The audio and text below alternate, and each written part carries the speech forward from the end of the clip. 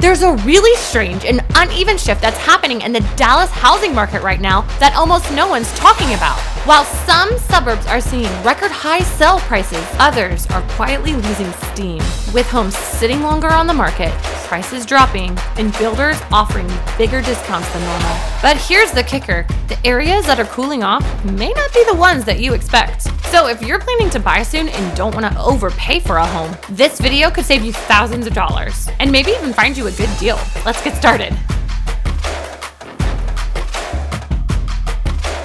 I'm Emily Herenda, Dallas area realtor, and my husband Tim and I have been helping people buy and sell homes in the Dallas area since 2015. So feel free to subscribe to our channel, and if you'd like us to help you find a home here in Dallas, feel free to give us a call, text, or email. Okay, let's clear something up. The Dallas market overall is still strong, but it is not moving uniformly in one direction. Right now, we're seeing hyper-local correction.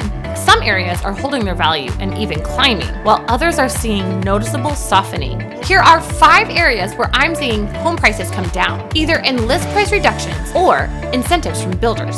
This one might surprise people, but the greater Lewisville area, which is located to the northwest of Dallas, right off I-35 East, is one of the pockets where I am seeing a widespread cooling of prices throughout the last year. Lewisville has almost zero new construction, other than a couple townhome developments. And despite the fact that Lewisville ISD is highly rated, this is a shrinking school district that's scheduled to close 5 elementary schools this coming year. So is buying in Lewisville a bad idea? No, absolutely not. This is still a suburb with a prime location, albeit one that has a little less prestige and luxury factors like Plano and Frisco. You just want to make sure that you don't find yourself getting into any bidding wars or anything like that over a home in Lewisville. There is plenty of opportunity for negotiating right now at more affordable prices than many of your other top suburbs. North and east of McKinney are areas that boomed during the pandemic, but here in 2025, they are seeing some pullback. Builders are sitting on a lot of spec homes, and a lot of the time when they tell you that the price is X, once you push back a little,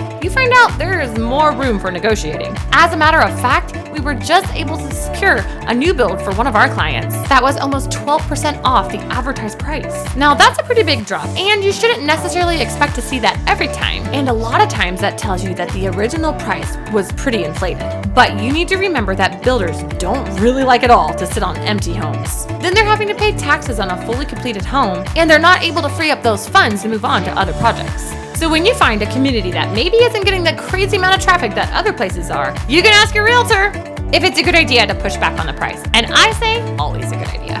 In Frisco, it is not the new construction that's slowing down. It is the older resale homes. They're now competing with new builds in places like Fields and Hazelwood. And buyers are asking, why buy old when I could buy new with incentives, including buy downs in my mortgage rate? And it's not just new construction in Frisco that they are competing with. Buyers that want more options are increasingly willing to drive north into places like Salina, Melissa, and Aubrey, especially since more people are working from home and not having to commute as much. This is a market of great opportunity, in my opinion. Frisco is always going to be prime real estate here in Dallas. And eventually, all these new communities are going to be completed, but people are still going to be wanting that sensible 3 to 4 bedroom starter home in a great school district. It's a lot pricier than it was 5 years ago, but it is poised to hold its value well if you can get a good enough deal on it here in 2025. Here's one that's off most people's radar. Oak Point is a suburb that sits on this peninsula in Lake Lewisville, along with parts of Little Elm and Lakewood Village. There's a lot of new construction here, and their prices are definitely cooling off from their pandemic highs. The downside of this location is that you're a little more removed from the rest of Dallas, and your school district are a little bit behind the pace of many of the other top suburbs.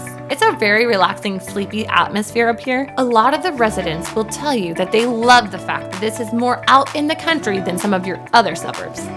Lastly, let's talk about Aubrey, which has been one of your most budget-friendly suburbs in Dallas in the past few years. Overall, the median price point in Aubrey has slowly decreased from its high in 2022, and prices are still lower here than what you'll find in Prosper, Salina, or even Little Elm. You can still find new construction homes here in the mid to high 300s, which, to be honest, is getting really hard to do in most cities. But here's the catch: these price drops aren't happening everywhere in Aubrey. in high-demand neighborhoods like Sandrock Ranch, which is one of the premier Highland home communities here in North Dallas. New construction prices here have even climbed a little bit because of continued demand, lifestyle amenities, and name recognition. So if you're looking for a deal in Aubrey, you want to make sure that you're finding a community where the prices are mirroring or beating the prices of Aubrey as a whole.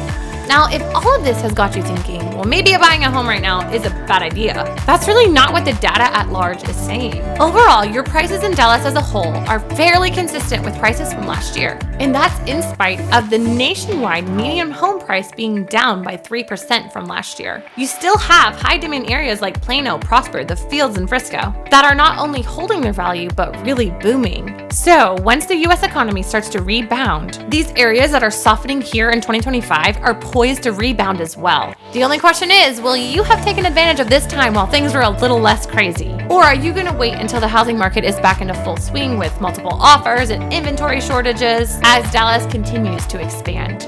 Well, if you would like some help evaluating what are the best places to live in Dallas, where can you still find a good deal here in 2025? Give us a call, text, or email. We would love to help you find your new home here in Dallas. See you next time!